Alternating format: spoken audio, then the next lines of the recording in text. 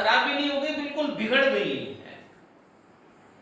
स्वास्थ्य को अगर सुरक्षित रखना है, रस मूलानि व्याधया, नीति शास्त्र में लिखा हुआ है, रस मूलानि व्याधय, व्याधि का जो कारण है वो जो आपका पसंदीदा टेस्ट है, आपकी अपनी जो चॉइस है, आप अपनी पसंद का खाना पसंद करते हैं, आप टेस्ट लेकर के भोजन करना पसंद करते हैं। और चलो दूसरी बात, आप स्वाद ले, बिल्कुल ले, स्वाद लेने में कोई बुराई नहीं है, स्वाद लेकर के भोजन करें, बढ़िया स्वादिष्ट भोजन करें, लेकिन इतना ही स्वाद लीजिएगा जितने से आपका स्वास्थ्य ठीक रहता हो। ऐसा स्वाद मत लीजिएगा, इतना स्वादिष्ट मत खाइएगा जिससे आपका स्वास्थ्य खराब हो जाए। अभी लॉकडाउन है तो लोगों को कुछ सूझ नहीं रहा है, बस खाना सोना, खाना पीना सोना, तो लोग लगे हुए हैं कि पिछले जो 10-20 सालों से जो हमारा मतलब एवरेज डाउन हो रहा था, कुछ लोग उस एवरेज को पूरा करने में लगे हुए। नहीं, आप कंट्रोल रखिएगा। रस मूलानि व्याधय आपको बता दिया गया, जो व्याधि जो शारीरिक पीड़ाओं का मूल कारण है वो भोजन की बिगड़ी हुई परंपरा। बहुत सरल शब्दों में कह दूं, जिसका खान पान अच्छा है उसी का खानदान अच्छा है, जिसका खान पान खराब हो गया समझ लो उसका खानदान खराब हो गया। आज पूरे विश्व में कहीं भी जाकर के देख लीजिए, जितने लोग हैं, ये जितने लोगों को डायबिटीज हो गई है, गैस्ट्रिक हो गई है, क्या रात में खाते हैं और सो जाते हैं।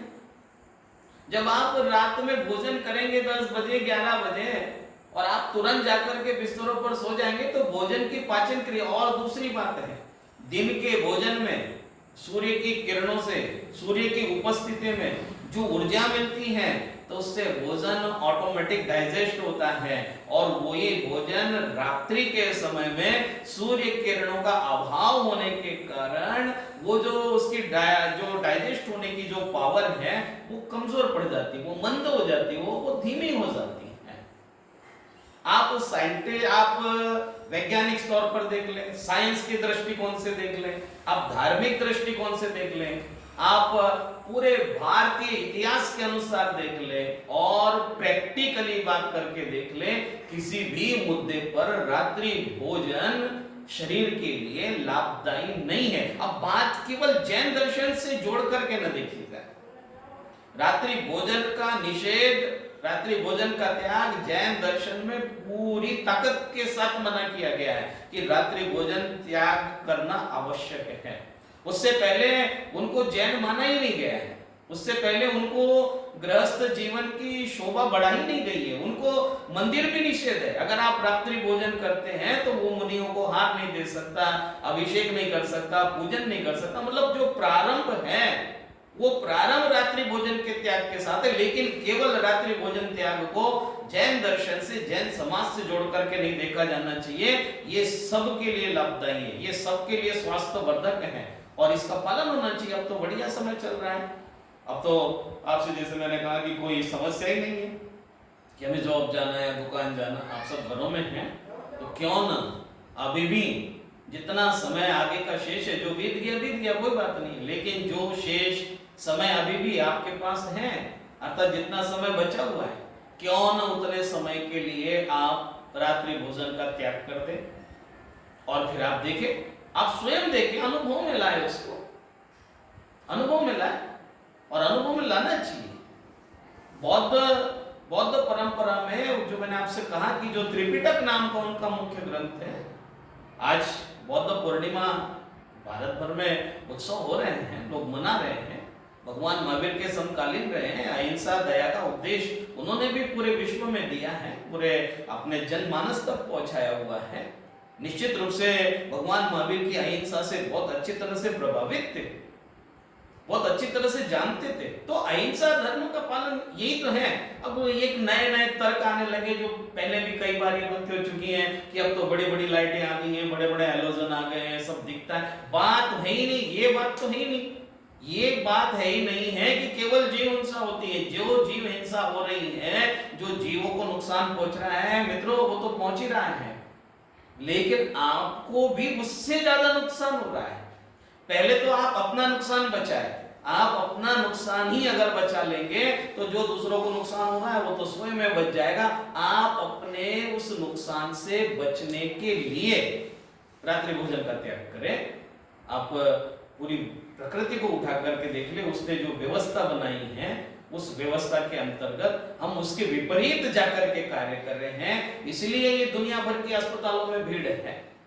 अगर व्यक्ति, पहले भी तो लोग थे, वो भी लोग नियमित दिनचर्या के परिमित, नियमित और परिमित दोनों व्यवस्थाओं के आदि थे, तो आज की अपेक्षा अगर हम 50 साल पहले का इतिहास उठा के देखें तो उन लोगों में रोगों की जो संख्या थी, रोगी लोगों की जो संख्या थी वो बहुत कम थी आज की अपेक्षा से। परसेंटेज के अपेक्षा पे देख ले, आबादी भी पहले कम थी, आज आबादी ज्यादा है, लेकिन आप अगर प्रतिशत की मात्रा में देखें तो जितने प्रतिशत लोग भारत की स्वतंत्रता के समय में थे और उसके 20-25 साल बाद तक रहे, उन लोगों में जो रोगियों की संख्या थी वो कम थी, और आज की अगर हम उसकी प्रतिशत मात्रा देखें तो वो संख्या निरंतर बढ़ते जा रही है। क्यों? क्योंकि हम ज्यादा मॉडर्न होते जा रहे हैं।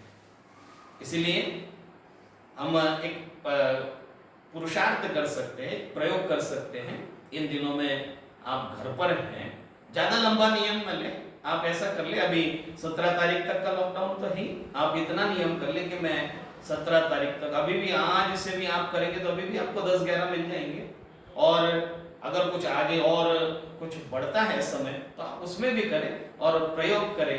रात्रि भोजन बिल्कुल सर्वथा त्याग करें, कुछ नहीं होने वाला है, कोई कमजोरी नहीं आने वाली है, कोई आपकी कोई मृत्यु नहीं होने वाली है। ऐसा डर मन में न लाएं कि आप रात्रि में भोजन नहीं करोगे तो आपका कोई शरीर में खून की कमी आ जाएगी या ऑक्सीजन की कमी आ जाएगी या आप कमजोर हो जाएंगे या आप बीमार हो जाएंगे।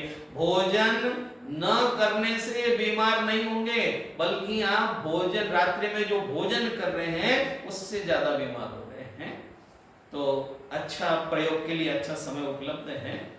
रात्रि भोजन त्याग को लेकर के हम सावधान रहें और उसके माध्यम से धर्म की साधना कर ले। और लॉकडाउन जो ये 3 प्रारंभ हो चुका है, इसमें कुछ साधना का, त्याग का, तप का, कीर्तिमान का कोई छोटा सा उदाहरण अपने जीवन में, अपने जीवन से जोड़ ले तो निश्चित रूप से ये हम आप सब लोगों के लिए बहुत ही उत्कृष्ट मार्ग होगा धर्म की साधना।